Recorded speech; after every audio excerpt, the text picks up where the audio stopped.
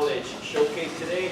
Most importantly, I want to thank all of these gentlemen here for giving their time to come down to our home and give the opportunity to talk to you guys about everything regarding college. I'm really going to leave the introductions up to Jordan. I just really want to say that as an academy director, and it is very, very pleasing to me to see you guys this morning display your ability, display your talents, and embrace everything that Tormenta wants to offer to you. Not very many clubs are bringing coaches and having them do an in-house for us college ID camp. So we really thank you guys for being a part of it. The major thing I did want to make sure that you guys are aware of is this. You will probably never get an opportunity, let me not say the word never, but no question is going to be a stupid question today. And the last thing I want you guys to do is miss an opportunity to ask a question of these guys and then go home and say I was too shy to do it, or I wasn't brave enough to do it. We encourage you to be brave on the field, take people on. I want you guys to just think about your questions and ask them. Everyone knows Jordan, but what an incredible job he's done to put this on. So this is not my show. I'm going to turn it back over to you, Jordan. Thank you so much for everything you've done for these guys. The logistics has been just phenomenal. So, Coach Jordan here, guys.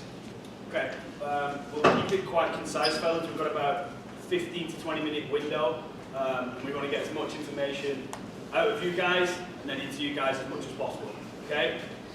One thing that this is, and this camp, is a shop window. Okay? You being at this camp, as bad as it sounds, doesn't 100% guarantee you're going to get recruited by all these schools or you end up with an offer. What it gives you is an opportunity for you guys to market yourselves to these college coaches, both on the field and off the field in terms of character. Okay? Big part of my job, and I stole this from Jim yesterday, I sat in on the girls' talk. Okay?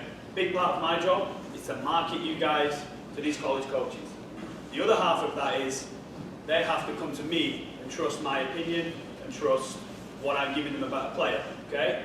So we'll talk about it more in terms of questions, but let's say Luis comes to me and says, Jordan, I need a centre back. What's Jimmy like? Jimmy's a good player there. He's not got good habits. In terms of the training, on gear, all these kind of things. I have to be as honest as I can because that's my relationship with Luis or with all these coaches. That's what matters. Okay? We can't tarnish our relationship, our reputation. So you guys make sure.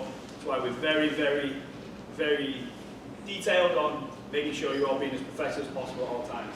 Okay? What we'll do now with this chat, hopefully you guys have some questions ready to fire off. If not, I have a couple ready, but I'll ask the coaches just reintroduce yourselves as you go down the line, and then we'll fire away with questions. Parents as well, you guys are welcome to ask any questions, okay? Luis Vega from Georgia Southern University up in Statesboro. We're at Division I school. Nicholas Rule, Jacksonville University. We're in Division I school as well. Ryan Morris, College in Charleston in South Carolina, also Division I. Kevin Martin, Francis Miriam in Florida, South Carolina, with Division II. JP Navarro, I work at SCAD, we're NAIA. Juan Ortiz, Coastal Carolina, Division I. Tim Starr, Emmanuel College in Northeast Georgia, Division II. Brad Wiles, Manning College, NCA, Division II. My name is Brett Gould, USC Sumter. We are at NJCAA, that's a 2-year school, and we're Division I in that realm. Evan Gaffney, Collegiate University, we're at NCAA Division II, and we're in Hartsville, South Carolina. Floor is open, fellas. Questions? Fire away. What is one of the biggest things you look for in a goalkeeper? Like, what's the most standout thing they can do? Yeah, I guess that's on my plate. The biggest thing that we look for, I can't talk on behalf of the rest of the fellas. Obviously, can you make saves? Can you make the simple stuff well? But we also look for a goalkeeper that is confident in playing with his feet. because the way we play is very, very possession-based. So it almost doesn't matter if you can pull out the big saves and if you can, demand your 18-yard box. If you cannot play with your feet, you will not play for us. With that being said, that doesn't mean you can't that there isn't a place for it. But yeah, biggest thing is play well with your feet. Are you able to lead the team? Because you are the guy that sees everything, and can you make the simple stuff well? We just got off that as well. For us, especially with me, I grew up as a goalkeeper my whole life as well. When the goalkeeper makes a mistake, it's then being able to react to that mistake. Does it dwell on them for the rest of the game, or can they learn from that mistake straight away and for the next one know what they did wrong? Whether it was your lead foot, you didn't step and power through there. For the next one, okay, I need to step through and power from there. So it's your reaction to mistakes and can you learn from them as well.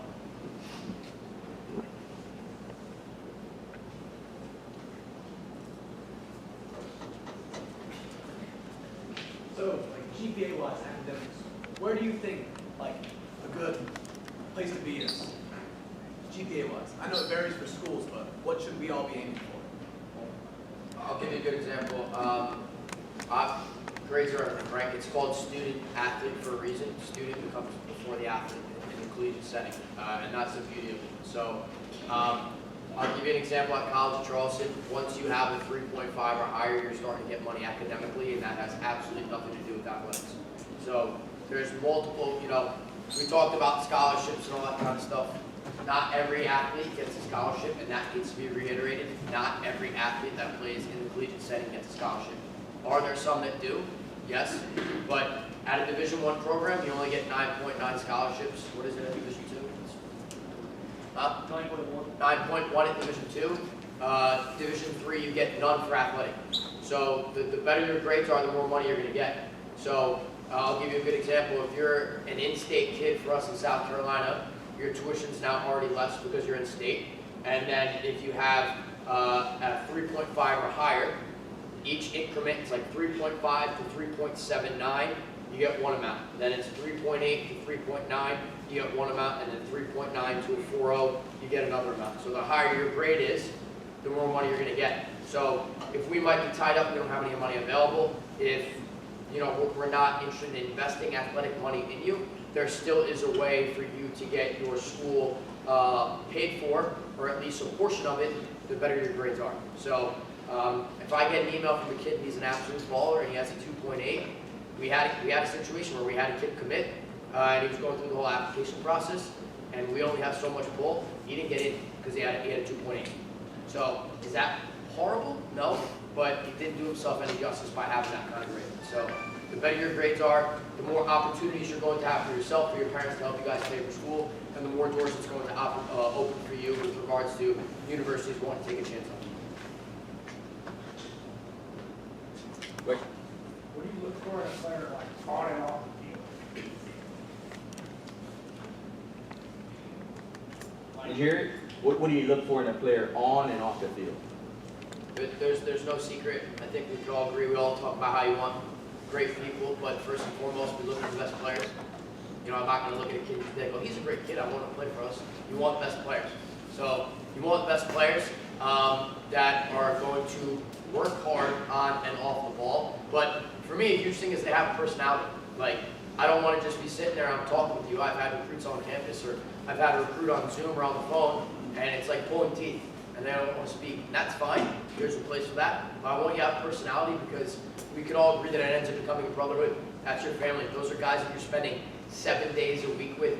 You're there the first thing in the morning with lift, then you have class with them, then you're coming back, then you're at training with them, then you leave, then you're at study hall with them, you're with them all the time. So you want guys that have a personality. You want guys that are going to intermingle and work with the group well.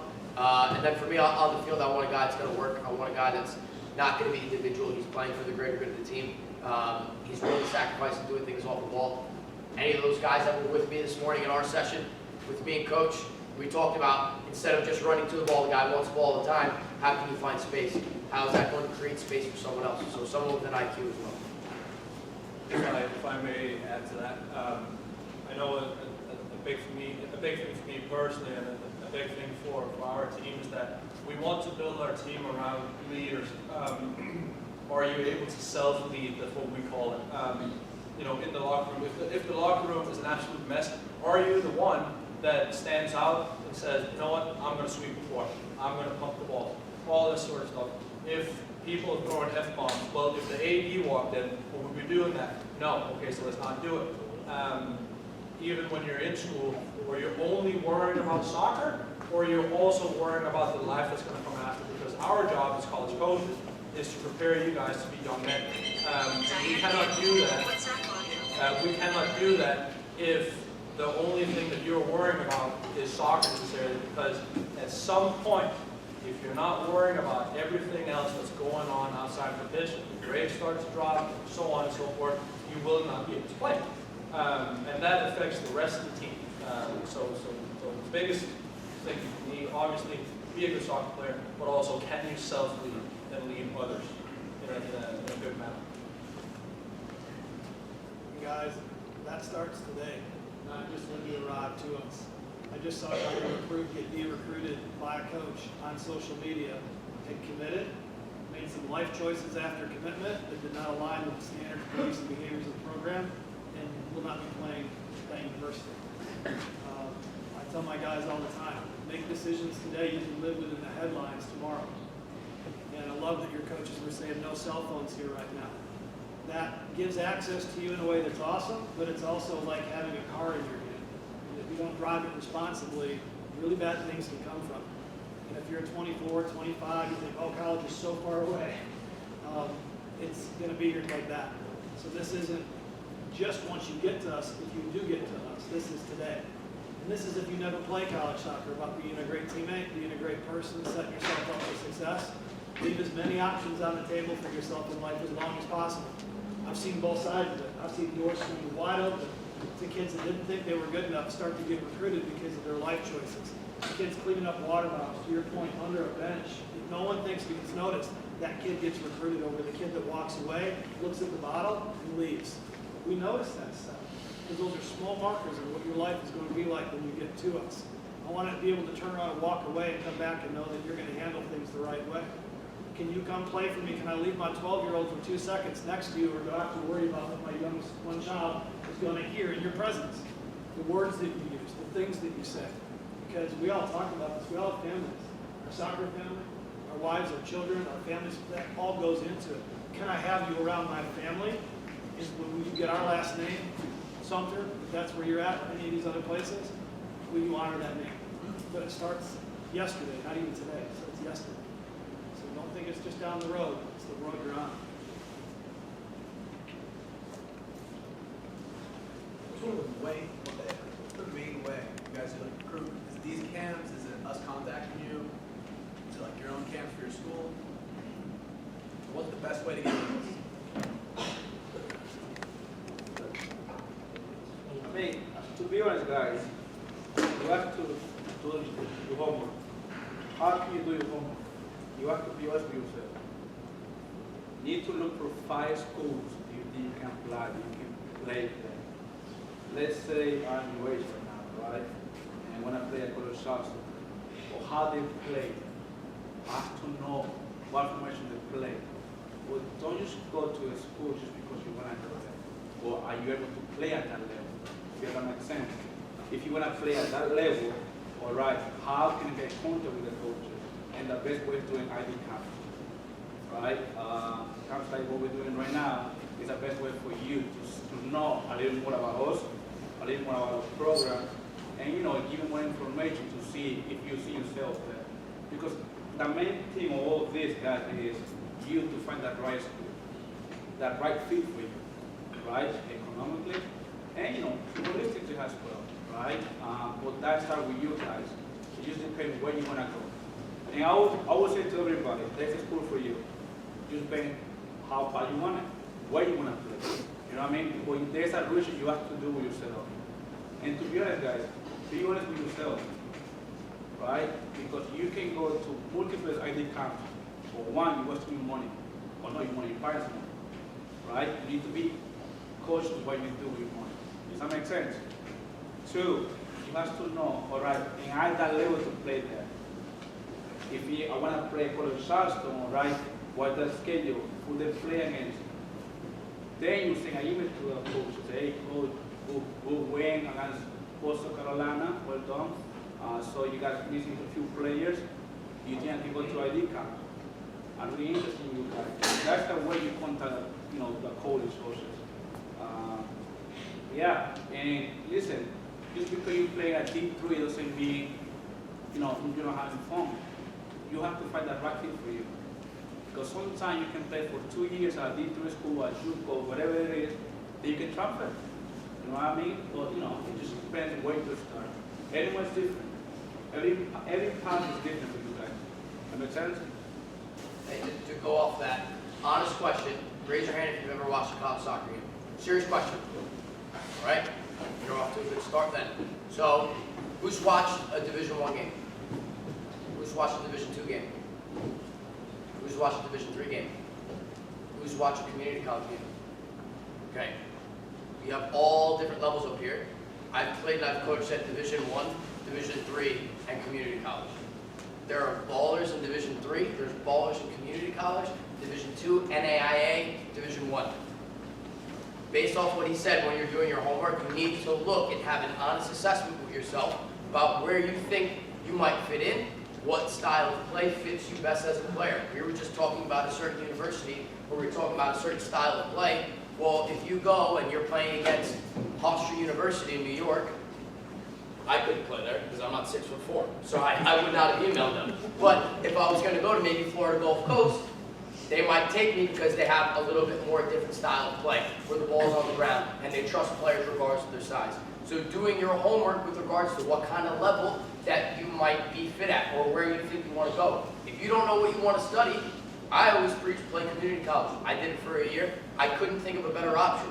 Instead of just going to a school where you don't know what you want to do for school, you're not really sure, you could find your craft there. If your grades aren't great, go there, get your grades up. Play well there, do well there. Everyone wants to just try and go to Division I before they even can accomplish anything. Do your homework, watch some games, reach out to coaches. You all probably also have buddies that might be playing in college. Talk to them, ask them how they like where they're at, ask them questions about the university. Do as much homework as you possibly can before you decide to just send out 1,000 emails to every single college coach that you possibly can. Because if we're going to do our homework and invest in you and bring you into our university and try to help you develop, we want the same sort of effort from you guys. So if you all can put an effort in to get the perfect caption on your Instagram post, we can probably do this. So, building off the recruitment stuff. Talking about the emails, why do you think it should be right on the email? What do you think? What should you write your email about? Come on. What do you think? If you're gonna send an email, what are you gonna put in it? What's the first thing you put in there? Your name. What name? That's the last thing you put in there. Your grad year, What's that? graduation year. Right. So listen up. First thing.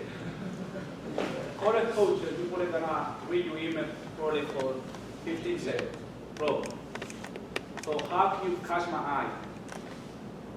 Be respectful with your email. When you are researching about the school, then you will highlight it. Listen, we don't have a lot of time to read your resume. That's the truth. I'm going to be honest with you guys, right? So be really specific with your email, right? Put your spring schedule or your summer schedule there. And but be specific. That makes sense? Anything else you want to add? The email? Yeah, one of the things that I notice a lot in emails is that you can easily read who has taken the time to research and so on and so forth, and the ones that are just sending out mass emails and hoping for the one coach that will reach back. When you are sending out an email, do yourself a favor. Please make sure that you're writing the right coach name and that you're writing the right school's name. Because I've been at Jacksonville for 3 to 4 weeks now. I have deleted about 50 emails just because of the fact that they send an email to Florida Gulf Coast or some other school. So Beat them in the conference final in the spring. It's all right. Another thing, do yourself a favor and put in your GPA. That does so much groundwork for you guys, because if we think you're interested, we're going to go straight to the admissions office and financial aid and figure out what you guys can get in academic scholarship. If we have to keep going back and forth, back and forth, back and forth, you're going to lose, at least that's how it is for me, you're going to lose my interest. Do yourself a favor and get as much information in there in regards to your highlight video and your transcript. So just be nice and short. It's just going to do you guys a favor in the long run. One thing, sorry, just one thing about emails that I'm just going to say. I've seen kids with all the ability in the world get no attention for something as simple as not taking the time to capitalize an I. Because the coaches have made an assessment that if your first impression of them, you're so lazy to not even read the email you send to them, they've made an assumption that you're going to be that type of lazy athlete when getting into their program. And it's just simply because they wouldn't put the right grammatical things. Just as simple as that. To build off of that, we can tell when you're the one that didn't write the email as well. If it sounds too good, real formal like mom or dad wrote it, I've seen those and read those emails. I've had other coaches tell me the same thing. It doesn't sound at all like the kid I've been talking to. You don't have to be perfect. Just have somebody maybe proofread or sit with you and say, does this seem organized enough? I don't need you to be perfect. And that does matter. Details do matter. But I want to hear your voice. I want you to stand in that email and say something specific to that point. And then be careful to check the coaching changes. I can't tell you how many emails I've gotten to talk about the style of play and how they love it, and they talk about it, and it was a guy that coached there 5 years ago. And you're not even on the same planet, right? But it means you have to take time. You can't send it out to all of us with the same thing, just switch the name at the beginning and name at the end. We've all got those as well. Take time. I think while we're on the macro subject of recruiting, so at this camp we have a ton of upperclassmen, okay? But we also have a lot of younger players. So let's start at the bottom of, okay, when's the correct age for me to start emailing colleges? Should it come directly from me? Does it come from your club coach? Do I use recruiting services? And then if we can sort of build up to, especially for the, could affect everybody, but then we'll get talking about, mainly for the older guys, the extra year of eligibility, how the pandemic has affected recruiting, and kind of how do you guys see the landscape moving forward, so then we can cover the younger groups, when should they start the recruiting process, what does that entail, and let's kind of tail up towards the pandemic and how that's kind of changed recruiting for a long time.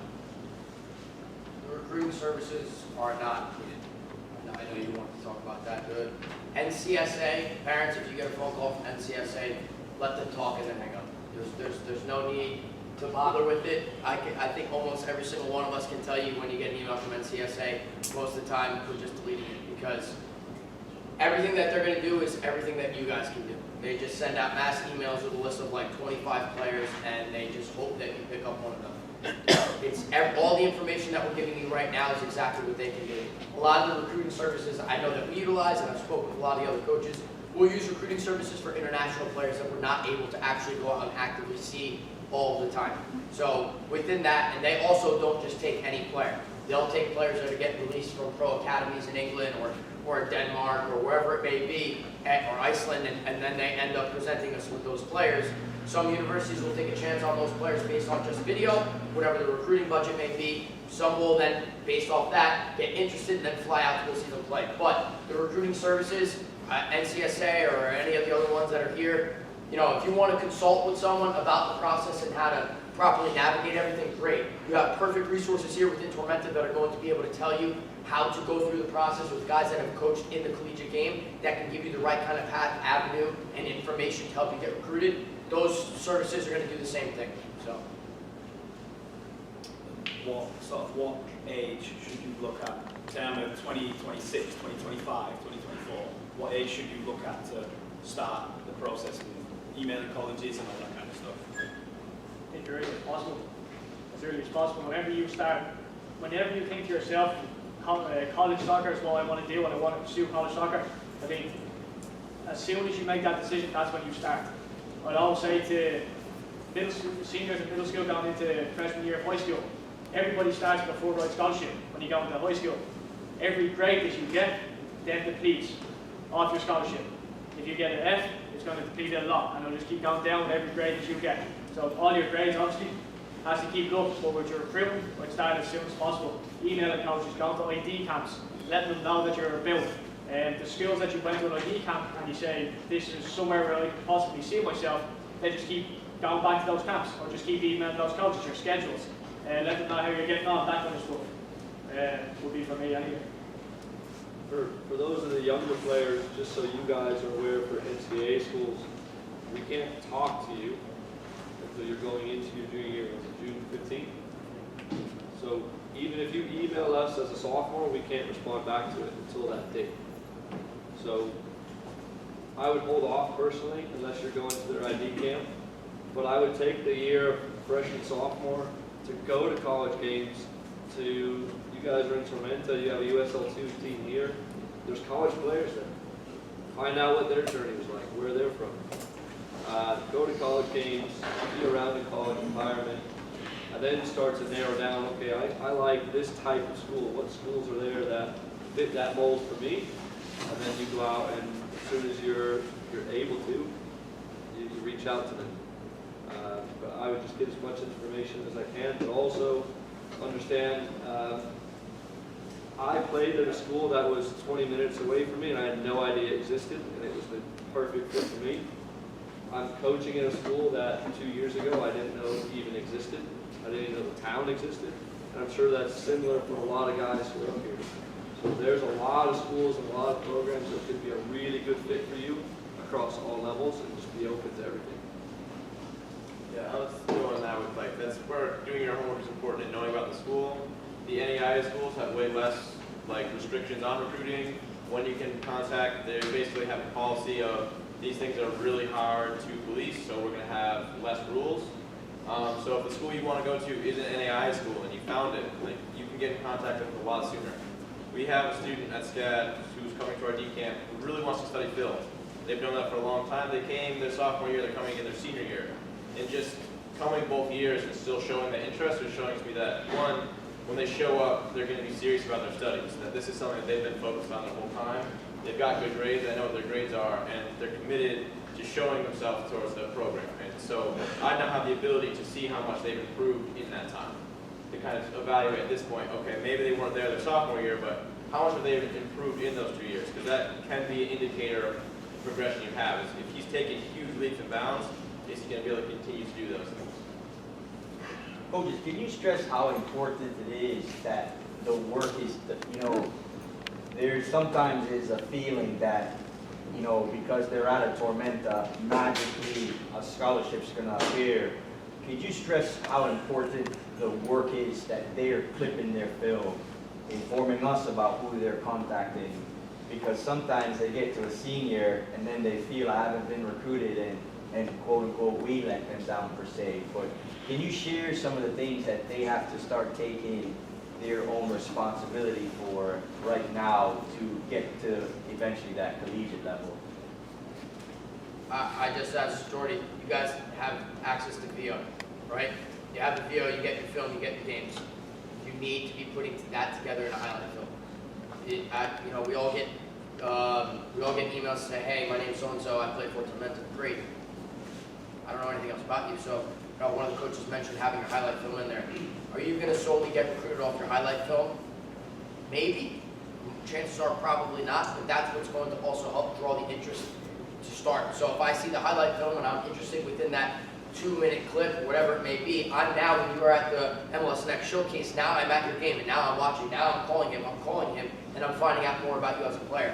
So I made the joke before where you can all put together your Instagram caption or your TikTok, whatever it is, take the time to actually put together, it doesn't need to be 10 minutes long, but put together a 3 to 5 minute highlight video that's going to catch the attention of one of our coaches. It doesn't need to be 10 minutes long, just enough to catch the eye so I get an idea and a glimpse of what you are capable of, so I now want to actually go and watch you at the showcase. Just knowing that you play for Tormenta, that's phenomenal. you are already putting yourself in a great position to get recruited. But like he said, you need to take the additional steps and take ownership, because if we're investing in you, you have to now put the work in yourself. So put together your highlight film. Put together an appropriate resume. It doesn't necessarily have to be a Word document. Go on a website like Canva. Put together a nice looking resume that's going to catch my eye, where I know you want to do this. Like he said, he had someone go to the camp 2 different times. We want to see that you're interested in it as well. Just because you can ball out doesn't mean like, oh, you're a baller, come play for us. It doesn't work like that. So you need to also take initiative on your own to take those extra steps, especially if the club is doing things like having the VO so they can do the video analysis. Take advantage of that. Where mom and dad don't need to go and video the games now, use that to put together your clips. One thing I will say, in regards to being noticed and stuff, one of the mistakes that I made, I just graduated in December from Collegiate University. One of the mistakes that I made 3 or 4 years ago when I was being recruited from overseas was that I never sent out one single email because I thought everything was going to be handed to me. It's not. So when you are making highlight videos, make sure that you use your advisors, because they are able to tell you, no, this should not be in there, yes, this should be in there. I had a player, I think 2 days ago. We're looking for a center back. I get a video from the center back. The first 30 seconds is him, banging in goals. I don't need to see that. I need to see, can you win your one-on-one duels? Can you stay on your feet? Can you win a head-up? Can you play out? I don't need to see that you make 30 goals a season. It's nice, but I don't need to see it because that's not your job. So use them to figure out, what do I need to present? Does that make sense? Yeah? Building off of that, I'll tell you right now, be really intentional about the music that you pick to put with your video. I can't tell you the number of times. First 10 seconds, when I hear the music, I'm like, are they really? Delete. Done. If that's who you are and I don't know you yet, and the music, and I know you guys, a lot of you listen to stuff that you probably just so used to go by, you're not even picking up on it anymore. Yeah, I'm that old, so most of what you listen to, I don't listen to. You probably don't like the Dorsey critics. That's fine, you wouldn't know who they listen to. But when I listen to your stuff, I will listen if there's cursing in it, if there's whatever. I pick up on that. Before I forget, here's the other thing I want to tell you. Any coach that reaches out to you, take that journey at least on some level to some extent. Don't ghost it. And I'll tell you right now, as a 2-year coach, I get ghosted a lot because there's an impression of what a 2-year journey is. And I'll tell you, I can tell you 10 things right now it's not. People don't understand it. There is an open enrollment 2-year school. There's those kinds. There are kinds that have academic standards just to get in. We're one of them. You can't come play for us just because you want to and someone told you, don't worry, just go build your grades up at that university. There are places like that, but you have to know which ones are which. And you've got guys up here that have been on that journey as a student athlete, and now we're on that journey together. Here's the crazy part. You might contact me, and I might even think, you know what, this kid's further along than where I need him to be. Even I'll call one of the Division I guys that's my friend and say, you should take a look at this guy. Or in reverse, it can happen. Coach Gaffney's sitting to my left. We played each other twice this year. NCAA Division II, they brought their developmental team up to us twice. We've had a great time. It was a great day both days, and we've been talking about players since. There's a journey to it. You don't get to know sometimes what's behind that big curtain, but it's relationships and trust. It's trust with your club. It's trust with your parents. But all of that matters, and I can't bang on that drum enough. Don't ghost. Don't ghost. Don't ghost. Because every conversation is an audition for trust. Can you be trusted? Because you know what's funny? When I reach out and I send a text and I see it say delivered, and it never gets responded to, I'm like, this kid must have 31 offers. He doesn't want to even have a conversation. He doesn't know who I know. Because we want you to be in the right place for you. We want you, I have a son going through this process right now with basketball. He's exactly right in the middle of the age pocket that you guys are. My daughter is in college. She's been through this process. So I know what mom and dad are feeling, because I've been there. But this is your journey and you have to drive. And that's the hardest part for the parents. It's the hardest part. Because there's sometimes I'm doing this with my 15-year-old wanting to say something or do something for him, because it's our nature. But you guys, this is your journey. It's for you to do. You got to take control of it and take those little things seriously. Don't curse in the music. Don't ghost coaches. Not, hey coach, yo, what's up coach? No. Coach, I was reaching out because I want a scholarship. No. I want to build a relationship. Okay? When you get old enough one day, and I say this to my son, when you're 30 and I let you start dating, when you're old enough to date, you don't go on the first date, sit down, order the spaghetti, and open the ring box. It doesn't work that way. Because the person sitting on the other side of the table usually get up and start running. It's about building trust and relationship over time. Okay? Take your time. The thing with that, coach, is when they don't get a response from their brand name schools, they think that you're still waiting for them to now come to your school. Oh, I can't tell you how many guys last year never ended up coming to me because they were waiting for their Division I offer in June last year. Right? It's coming, and my full ride. My full ride's coming to the guys that are Division I coaches. When you tell them how far out you really know, like most of the time, you're still looking now, but with to the pandemic, this would be helpful. Because I see it from my side, and I know what you guys are going through, that there's not a big scholarship left. Okay. In May or June of your senior year, are you still looking at Division I coaches actively for a scholarship gap? Based off what he said with the COVID year, if you were a college athlete during the year where COVID started, you were granted an extra year of eligibility. So normally you have 4 years to compete in a collegiate sport, fifth for if you want to play another sport, but you have 4 years to compete eligibility-wise without red shirts and all that kind of stuff. Well, now, if you were enrolled in an institution during that time, you were now granted an extra year of eligibility. So what exactly does that mean? The university I was just at, we had 6 or 7 guys graduate that were seniors. And we have the option, and so do they, if they would like to come back and play an extra 5th year. Now, that has completely shifted the landscape of coaching and college soccer because, you know, of those 6 or 7 guys, we offered 2 guys spots to come back. So when you go do your research, oh, hey, they're graduating 4, 5, 6, 7 guys, you know, they might be opening scholarship money, there might be more roster spots.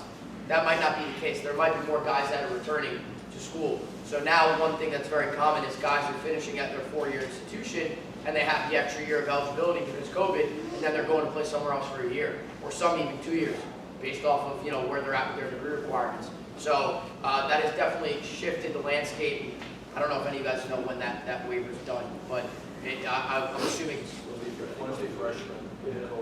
so it's probably 2024, 25, around that, 2024, 2025. So when some of you guys are going to be getting in, almost all of you will be in college by that point. But that has definitely shifted the landscape of it drastically because there's way more guys on the transfer portal. There's way more opportunities for guys to play extra years and a lot of shift movements within college soccer of guys transferring and stuff. So if you reach out and you think someone's graduating 3, 4 center backs, it might not be the case. They might be getting all 3, 4 back. You don't know. That's the one thing. The other thing is, you know, schools have lost funding. You know, like we used to have 9.9 scholarships.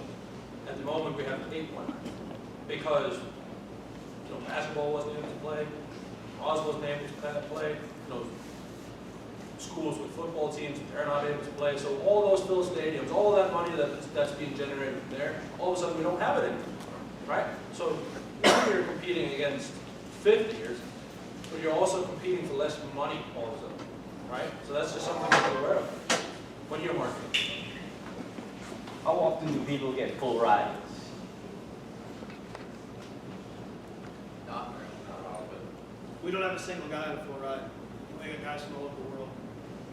Not one. I think we have 1. We have the full 9.9 scholarships. We might have 1 on 9 on full ride. We have 1. We have 1, but what should be noted is he's not paying anything, but it's because he's got academic money, he's got other money. It's not a full ride by any means in that way. Keep your grades up. That's the biggest thing when you're in high school. If you don't have the grades, you're not going to get them. You guys also have to understand, he's talking about programs losing money, losing scholarship money. So now we have the conversation, how do we make our scholarship money go farther?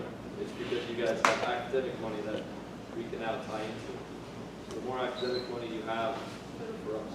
And as coaches, I think across the board, I'll take a chance. I can't speak for guys. I'll take a chance on a kid who's a great person.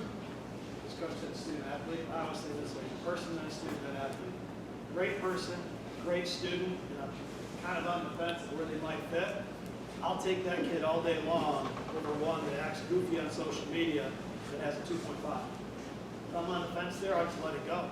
Because we don't have the time to chase you down to beg you to go to class. That's not our job. That has to be your heart's desire. You have to want that education as bad as you want anything. And I'll say this, that land at a place, and nobody wants this. We don't want it for you. You don't want it for you. Your family doesn't want it for you. What if you had a serious enough injury that it was over? Are you at an institution where you love that place so much, to Coach's point, that you don't want to go anywhere? This place has your heart. I had a young lady that went on to play collegiately, and when we went through the recruiting process, and I was just encouraging her as her coach, I said, be somewhere that if you blew your knee out, you'd want to be there. God is my witness. In freshman year, it's exactly what happened. I called to check on her, checked on her parents, and she said, Coach, we're good. I love this place. I love my team. I love my coaches. I love my classes. She came back from her injury. She ended up just graduating. She was a captain her senior year.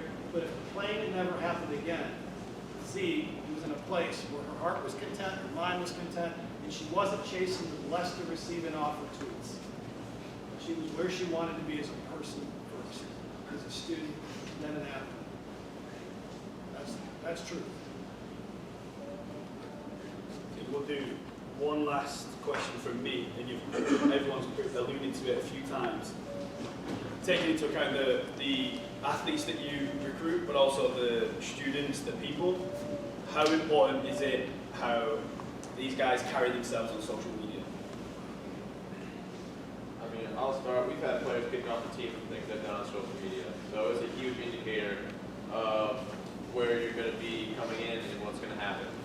And so if you're if things are getting out while you're in high school, it's not a good sign, and you're not going to be worth the risk, because why bring somebody in that's not going to be there, that you can't count on based on what they're doing outside of off the field. It's not a risk that we want to take, so it's a huge part of it. Make sure you remember that you might get a scholarship or whatever and whatnot. You're still going to be a representation of whatever school you're going to go to. So if you're goofing around, that's a representation of whatever program you go to. So please bear in mind, if someone was to represent you, would you want them to do what you're about to do? Does that make sense?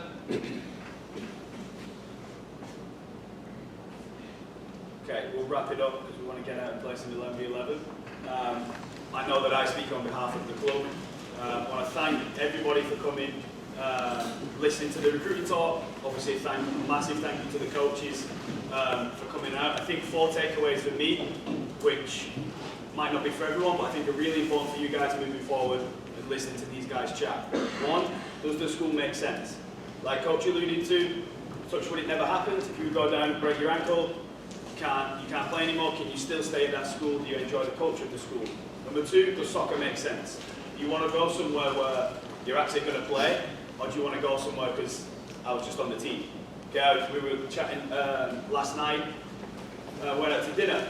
Do you want to go somewhere and play in 20 games, or do you want to go to NC State, the ACC, just because I went to NC State, but I didn't really play? Right, so that's fine if that's what you want. If you want to play, then you've got to be realistic about the level that you can play at. 3, academically, does it make sense? Know what you want, try and have an idea of what you want to study, but it's pointless emailing these schools if none of them have your major. Okay? And then 4, which is the biggest one, and it's a big decider in college, financially, does it make sense? Right? That ties back to your academics. Can I get that academic money? How can I make college as cheap as possible for my parents? Okay? Those are my 4 takeaways. Soccer makes sense, school makes sense, academically, financially. That makes sense for everyone? That makes sense about 6 times there. Okay, we'll head out now. We're about a little bit behind schedule. Hold up, hush. So this trash can is full, so all your trash goes over there and your chair goes back.